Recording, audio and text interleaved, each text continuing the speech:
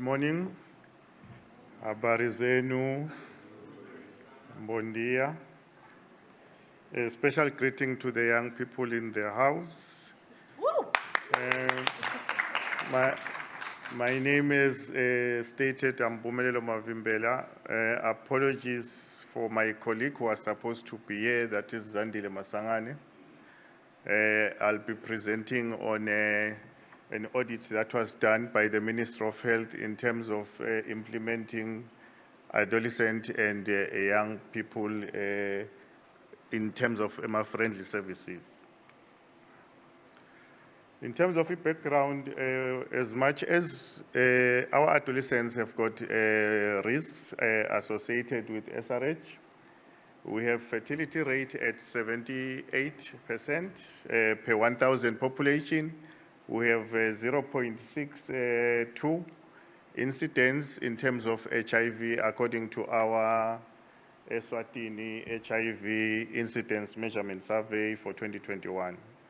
Despite the strong policies, that is, we've reviewed our SRH policy, we have aligned with the AHA second edition strategy, and we've also reviewed our SRH guidelines.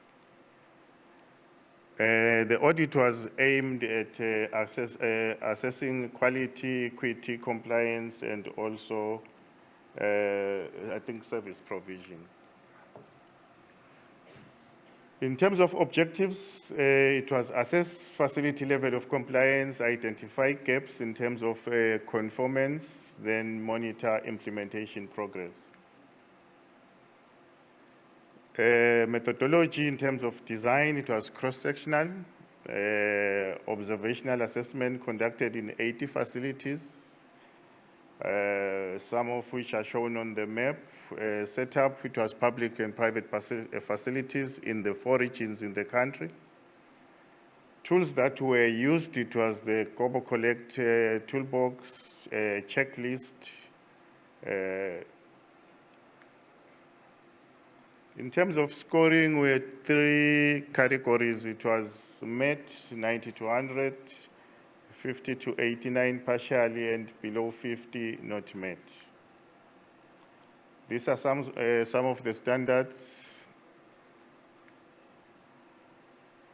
In terms of findings, SRH rights protection was one of the best performing, stigma-free environment, healthcare worker competence.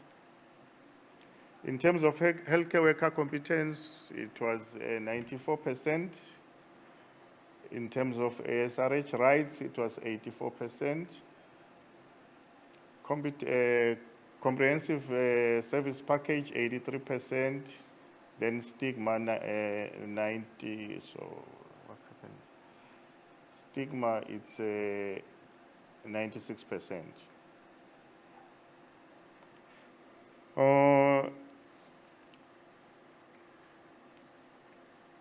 Sorry for that.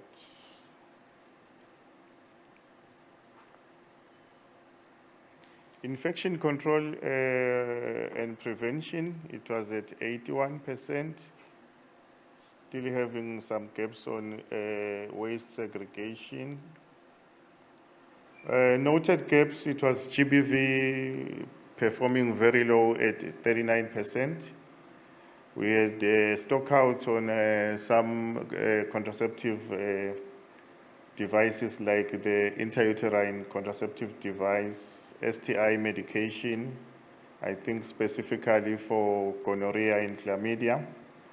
Peer education active in 53% facilities, still lacking weak adolescent governance participation and inactive feedback tools.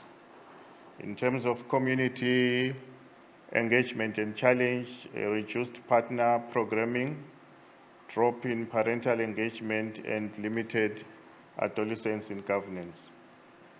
In conclusion, the Adolescent Youth and Friendly Health Services Standards Report highlights Eswatini progress in creating stigma-free environment, improving health worker competence, However, adolescents' involvement in policy alignment and youth knowledge remains limited.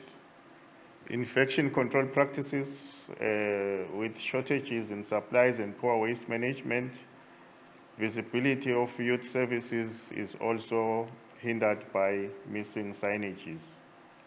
This calls for a stronger infrastructure, resource, and youth-centered programming. I thank you.